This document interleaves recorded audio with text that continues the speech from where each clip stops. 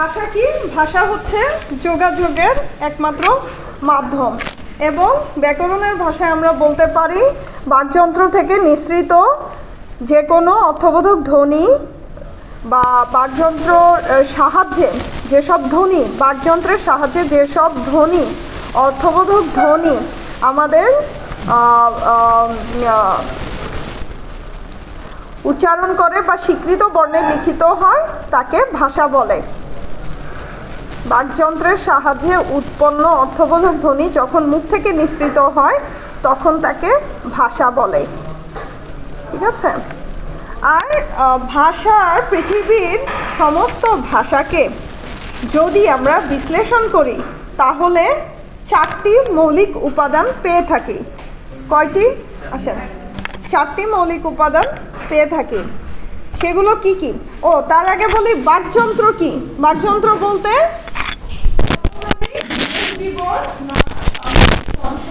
এগুলোকে একত্রে কি বলা হয়? বাকযন্ত্র।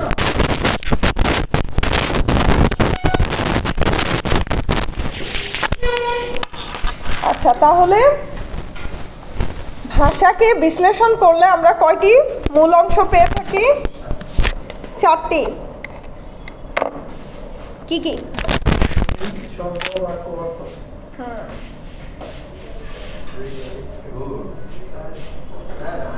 পিডিএফ দিয়ে দিয়েছিল, পিডিএফ দেখে দেখে।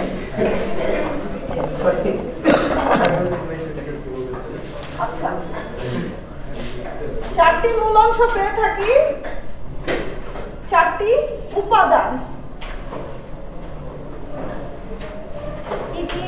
ধ্বনি, বলেন। শব্দ, বাক্য ও অর্থ। এই 4টি উপাদান যখন ভাষার মধ্যে থাকবে তখন সেটাকে আমরা একটি মানে পরিপূর্ণ ভাষা হিসাবে মনে করব। আচ্ছা, এখন ভাষা কিভাবে প্রকাশ করা যায়? ভাষা কি শুধু কণ্ঠস্বরের মাধ্যমে প্রকাশ করা যায়? ভাষা মূলত আমরা 3 ভাবে প্রকাশ করতে পারি। প্রথম হচ্ছে কণ্ঠস্বরের মাধ্যমে, মানে কথা বলে, আমাদের কণ্ঠের মাধ্যমে। দ্বিতীয় হচ্ছে লেখনির মাধ্যমে, মানে লিখে। তৃতীয় হচ্ছে যাদের কণ্ঠস্বর নাই, ইশারা ইঙ্গিতের মাধ্যমে। হ্যাঁ, তাহলে 3টি মাধ্যমে আমরা ভাষা প্রকাশ করতে পারি। এক্ষেত্রে ইশারা ইঙ্গিতের ভাষা হচ্ছে নির্দিষ্ট ও গণ্ডিবদ্ধ। লেখনির মাধ্যমে যখন আমরা লিখি, আমাদের মনের কথা যখন লিখি, বিভিন্ন উপায়ে আমরা লিখতে পারি। একটা ওয়ার্ডকে আমরা বিভিন্নভাবে প্রকাশ করতে পারি, এখানে কোনো লিমিটেশনস নাই। তারপরে যদি কণ্ঠস্বরের মাধ্যমে আমরা কথা বলে থাকি, একটা ওয়ার্ডকে বা একটা সেন্টেন্সকে আমরা বিভিন্নভাবে ব্যক্ত করতে পারি। কিন্তু ইশারা ইঙ্গিতের ক্ষেত্রে শুধু একটা ইঙ্গিতই, হ্যাঁ, এখানে এটা হচ্ছে কি গণ্ডিবদ্ধ এবং সীমিত। ঠিক আছে? এবং নির্দিষ্ট। ইশারা ইঙ্গিতের ভাষা নির্দিষ্ট। আচ্ছা, তাহলে আমরা পেলাম কি ভাষা কাকে বলে, ভাষার মূল অংশ কয়টি এবং ভাষা কিভাবে প্রকাশ করা যায়। আচ্ছা, এখন বাংলা ভাষা কাকে বলে?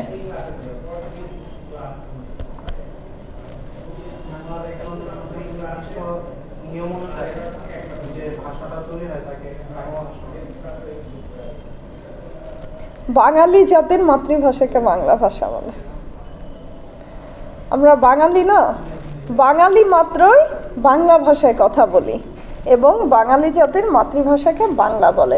প্রত্যেকটি ভাষার একটা নির্দিষ্ট বৈশিষ্ট্য থাকে। সেক্ষেত্রে বাংলা ভাষা অন্যান্য ভাষার তুলনায় বাংলা ভাষার একটা স্বতন্ত্র বৈশিষ্ট্য আছে।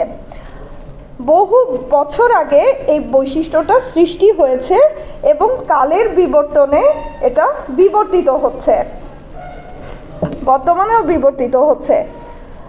আচ্ছা, এখন আসি বাংলা ভাষা আর প্রসার ক্ষেত্র কোথায় কোথায় কোথায় বাংলা ভাষা প্রচলিত আছে? কোথায় কোথায় আছে? বাংলাদেশে তো আছে, ইন্ডিয়াতে আছে না? ইন্ডিয়াতে কলকাতা, তারপরে আসাম, ত্রিপুরা, তারপরে সিংহভূম, ছোটনাগপুর, পরগনা, মানভূম, বিভিন্ন স্থানে, ইন্ডিয়ার বিভিন্ন স্থানে বাংলা ভাষা প্রচলিত আছে একটু অন্য ওয়েতে। শুধু কলকাতার বাংলাটা আমাদের সাথে মেলে, কিন্তু আসাম বা অন্যান্য এলাকার বাংলা ভাষাগুলো একটু অন্যভাবে ব্যবহৃত হয়েছে। এছাড়াও পৃথিবীর বিভিন্ন দেশে বাংলা প্রচলিত আছে, যেমন সৌদি আরবে বাঙালিরা যেখানে যেখানে আছে সেখানে বাংলা ভাষা প্রচলিত। ইংল্যান্ডের কিছু জায়গায়, আমেরিকায় কিছু জায়গা, বিভিন্ন পৃথিবীর বহির্বিশ্বে যেখানে যেখানে বাঙালি আছে সেখানে বাংলা ভাষা প্রচলিত আছে। আচ্ছা, বর্তমান পৃথিবীতে বাংলা ভাষার অবস্থান কত? চতুর্থ। বর্তমান পৃথিবীতে বাংলা ভাষার অবস্থান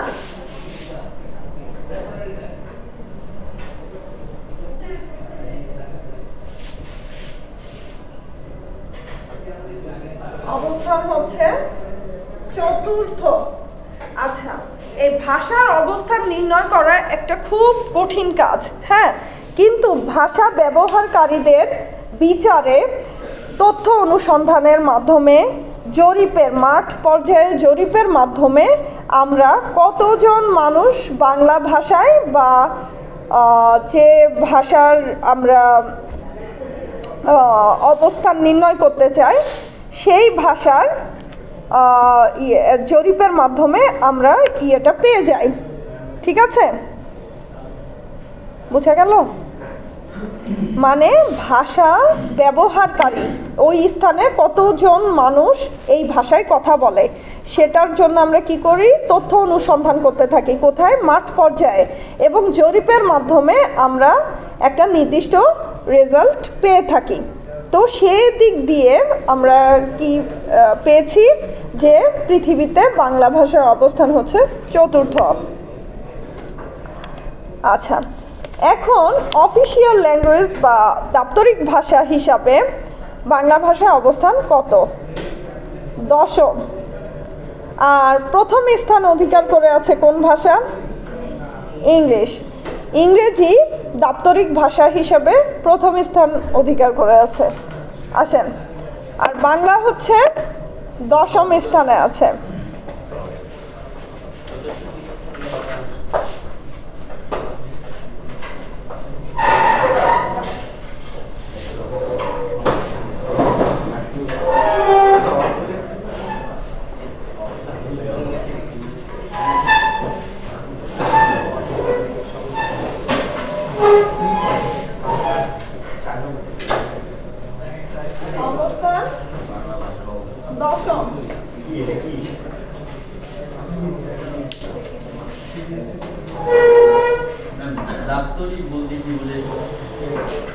কেউ বোর্ড, ফোন, ছবি তোলা যাবে না।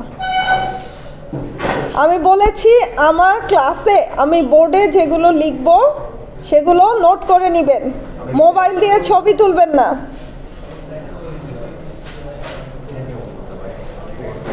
আপনারা এত লেজি কেন?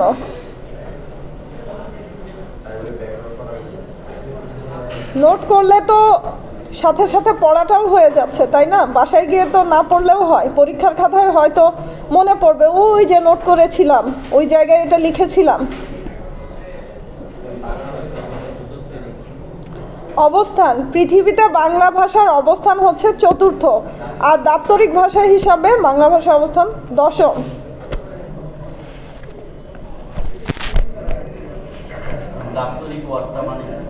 Official, official language. আসেন,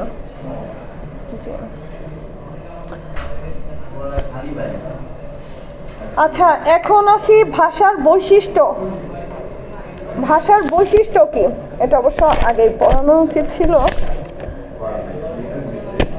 তাহলে আমি কি কি পড়ালাম? ভাষা কাকে বলে? ভাষা আসলে কাকে বলে? নর্মালি ভাষা কি? মনের ভাব প্রকাশের মাধ্যম বা যোগাযোগের একমাত্র মাধ্যম হচ্ছে ভাষা। আর ব্যাকরণের ভাষায় বলতে পারি বাকযন্ত্রের সাহায্যে তৈরিকৃত অর্থবোধক ধ্বনি ধ্বনি সমষ্টি যখন মুখ থেকে নিঃসৃত হয় বা স্বীকৃত বর্ণে যখন আমরা লেখনীর আকারে লিখে থাকি সেটাই হচ্ছে ভাষা। এবং ভাষা কতভাবে প্রকাশ করা যায়? তিন ভাগে। কি কি? কণ্ঠস্বরের মাধ্যমে, লেখনীর মাধ্যমে এবং ইশারা ইঙ্গিতের মাধ্যমে। আচ্ছা, দাপ্তরিক। আচ্ছা, আমি এটা ইংলিশে লিখে দিই।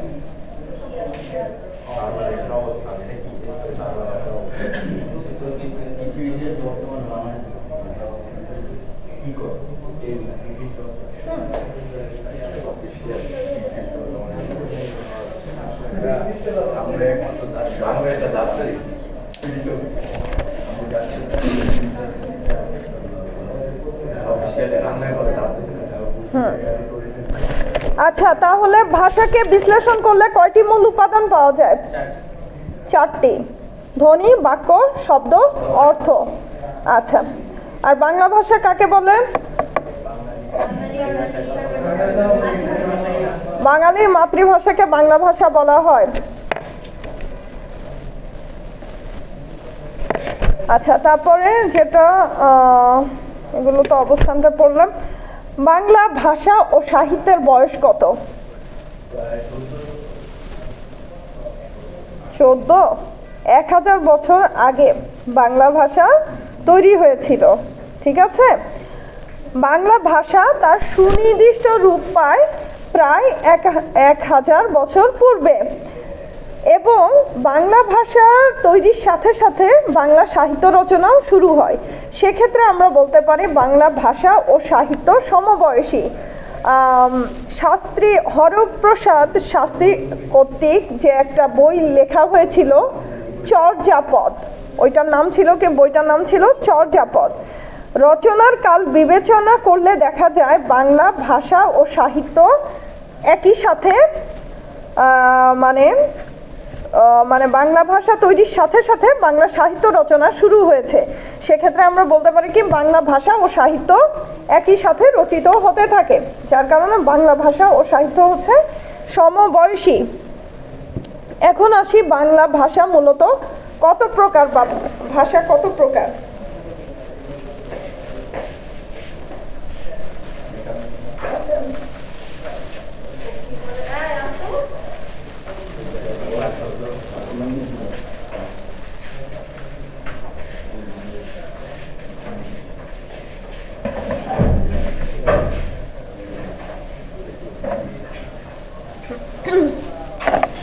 বাংলা ভাষা মূলত কত প্রকার? বাংলা ভাষা মূলত দুই প্রকার।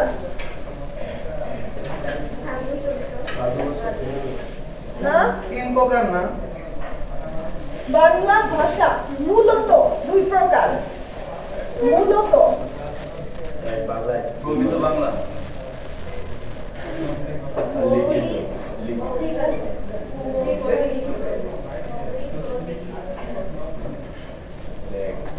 লিখিত বা লৈখিক বা লৈখিক বা লিখিত।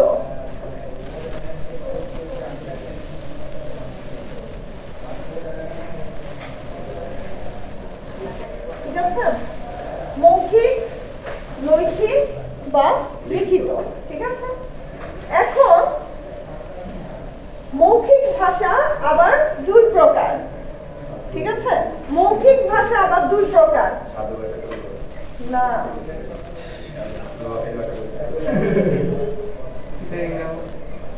মানমৌখিক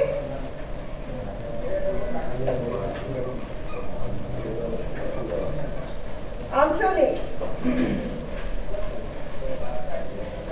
ঠিক আছে, মূলত বাংলা ভাষা দুই প্রকার, মানমৌখিক ও আঞ্চলিক। এগুলো ডেফিনেশন এক্সপ্লেন করব, দাঁড়ান। মূলত জি ওইটাই মানমৌখিক ভাষা, মানমৌখিক বা সার্বজনীন ভাষা। দেখি পিডিএফে কি আছে। আচ্ছা, আপনারা বইটা কিনেন নাই না?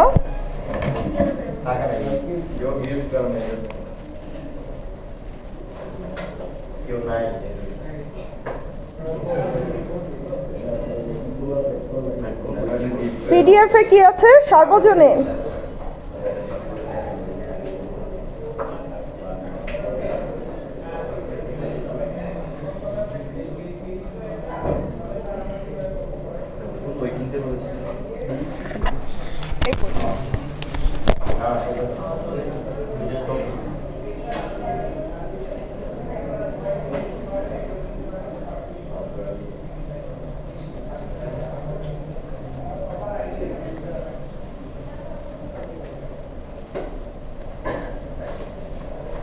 পিডিএফে তো এই তো দেয়া আছে মানমৌখিক, এই বইয়ের ছবি তো দেয়া আছে।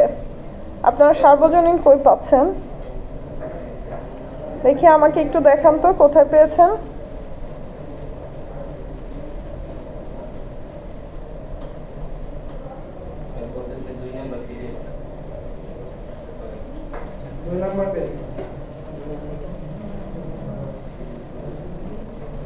মৌখিক ভাষা কত প্রকার? আচ্ছা,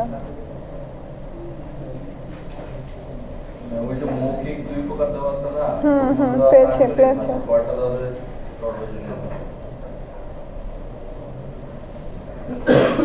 সর্বজনীন ভাষাটাই হচ্ছে মানমৌখিক ভাষা। মানমৌখিক ভাষাটাই হচ্ছে সর্বজনীন ভাষা। তারপরের পিডিএফটাতে দেখেন, ওই পেজের পরে নিচে দেয়া আছে, নিচে আছে দেখেন, বইয়েরটাও দেয়া আছে, বইয়েরটাও দেয়া আছে। আপনারা নিচে স্ক্রল করেন, দেখতে পাবেন। আচ্ছা, তাহলে আমরা ভাষা মূলত দুই প্রকার, মৌখিক, লৈখিক।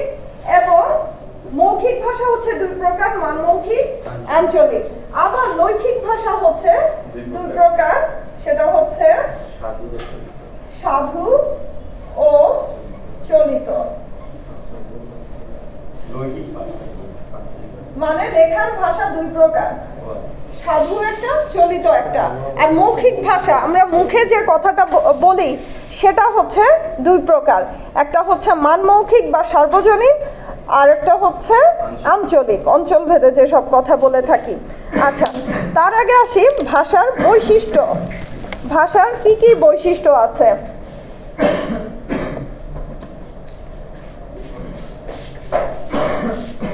যদি আসে ভাষা মূলত কয় প্রকার আসেন, তখন আপনারা কি বলবেন?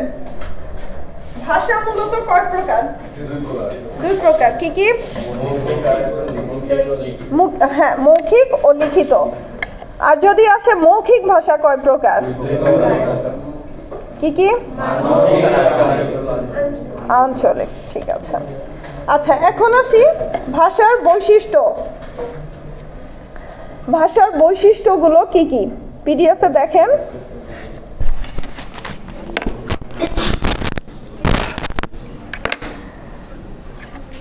ভাষার প্রথম বৈশিষ্ট্য যেটা হচ্ছে, আমরা তো জানি যে বাকযন্ত্র থেকে উৎপন্ন যেসব অর্থবোধক ধ্বনি বা সংকেত মুখ নিঃসৃত হয়ে বেরিয়ে আসে সেগুলোই হচ্ছে ভাষা। ঠিক আছে? তো এখন বাকযন্ত্র বলতে তো বুঝেন আপনারা, বাকযন্ত্র কি কি বাকযন্ত্র কিছুক্ষণ আগে বল,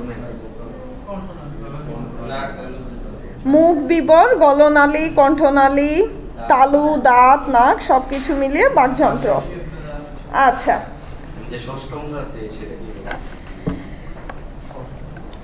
আচ্ছা, তো ভাষার বৈশিষ্ট্য, প্রথম বৈশিষ্ট্য হচ্ছে যে অবশ্যই অর্থবোধক হতে হবে।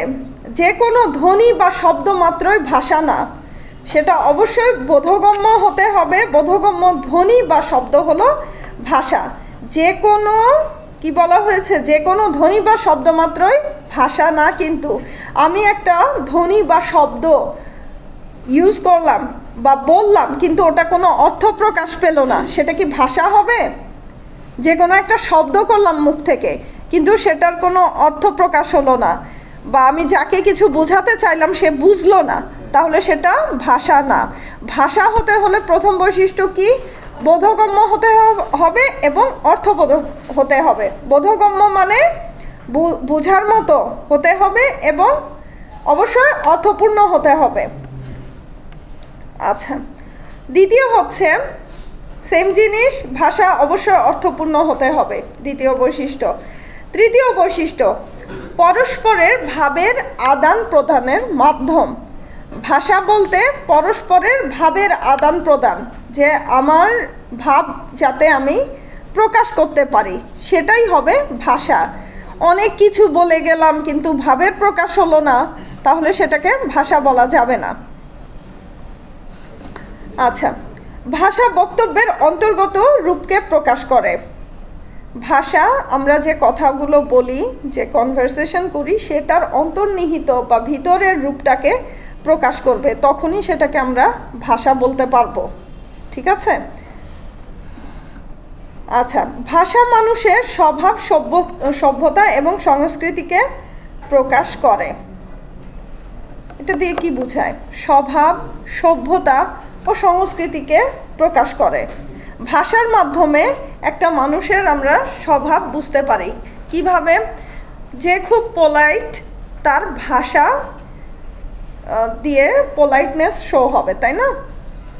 যে পোলাইট সে ভদ্রভাবে কথা বলবে, এতে করে তার স্বভাবটা প্রকাশ পেল।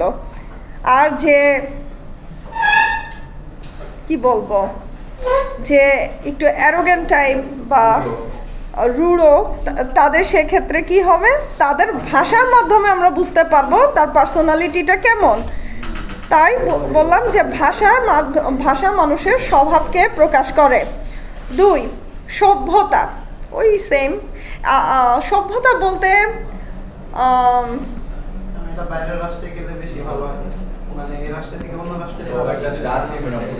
হ্যাঁ, জাতি, সভ্যতা। আর সংস্কৃতি বলতে যেটা বোঝায় ওই একই কথা।